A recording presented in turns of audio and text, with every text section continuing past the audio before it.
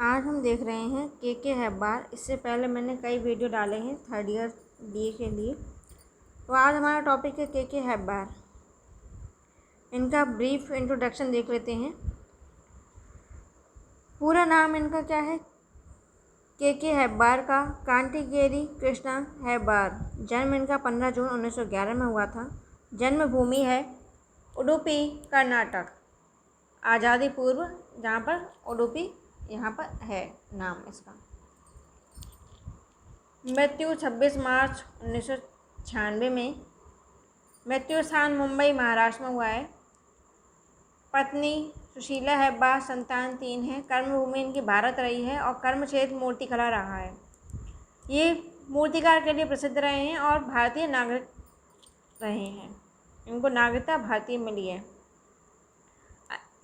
Art now in India में के हैब्बार ने पहली बार अंतर्राष्ट्रीय स्तर पर दर्शकों का दिल जीता, जिसका आयोजन ब्रुसेल्स और लंदन में 1965 में किया गया था। इनका परिचय, जीवन परिचय देखते हैं।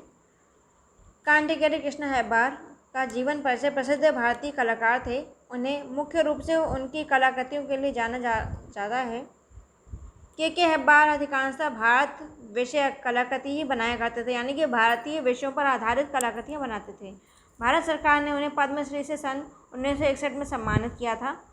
के हैब्बार का जन्म 15 जून 1911 में उडुपी के नज़दीक कांटीगेरी ब्राह्मण परिवार में हुआ था।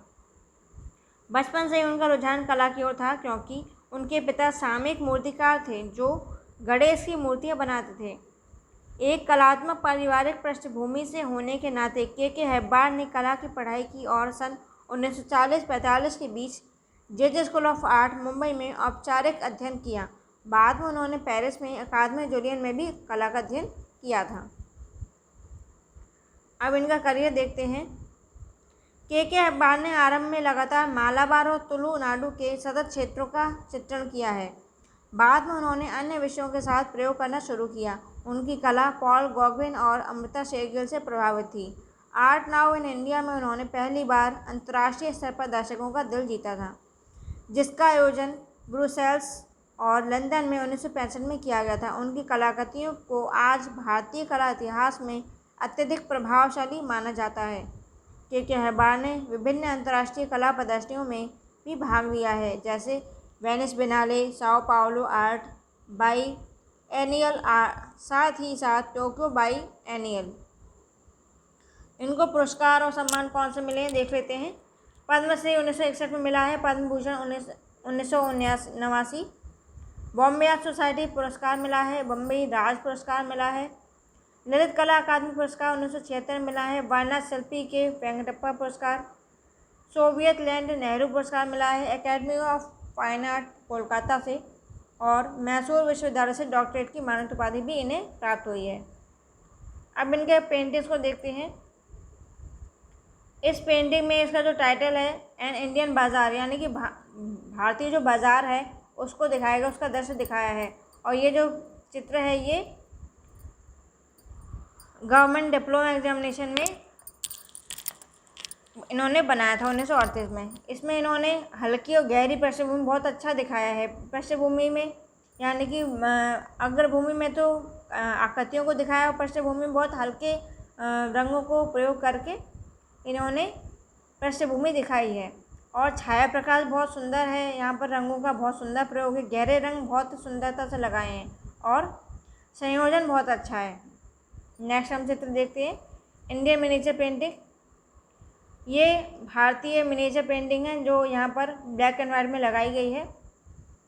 इस चित्र में आप देखते हैं कि यहाँ पे भी भले ही ब्लैक एंड वाइट है, किंतु छाया प्रकाश बहुत सुंदर है। यहाँ पर छायांकन बहुत सुंदर किया गया है और जो नारी आकृतियाँ हैं उनको बिल्कुल स्वाभाविक अंकन किया है। प्रकृति का चित्रांकन बहुत सुंदर किया है।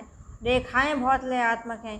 तो के हैब्बार की जो रेखाएँ हैं वो सर्वाधिक प्रसिद्ध हैं पेंटिंग के लिए।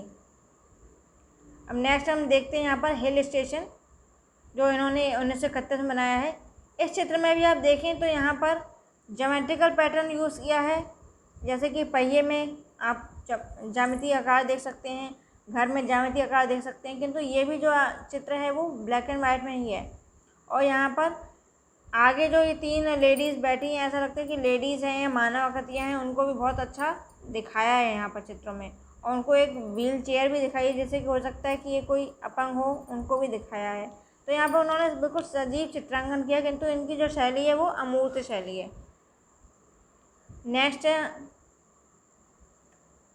नेक्स्ट इनका चित्र है मानसून।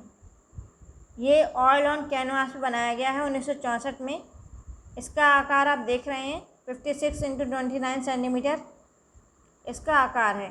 अब इस चित्र में आप देखेंगे कि हल्के और गहरे रंग दोनों को इन्होंने प्रयोग किया है। भूरे के साथ जो विरोधी रंग है उसके साथ हरा रंग प्रयोग किया है। येलो के 2 शेड 3 शेड लगाए हैं। ब्लैक रंग भी प्रयोग किया है। और आकृतियाँ स्वाभाविक नहीं है, यहाँ पर जो आकृतियाँ हैं वो काल्पनिक लग रही हैं। इस तरह से मतलब काल्पनिक बनाया, स्वाभाविक आकृतियाँ नहीं बनाई है, यथार्थवादी आकृतियाँ नहीं हैं यहाँ पर। क्योंकि इस प्रकार से जैसे यहाँ पर दिखाया है आकृतियों को, विषय तो यथार्थवादी हैं किंतु आकृतियाँ यथार्थवादी नहीं हैं।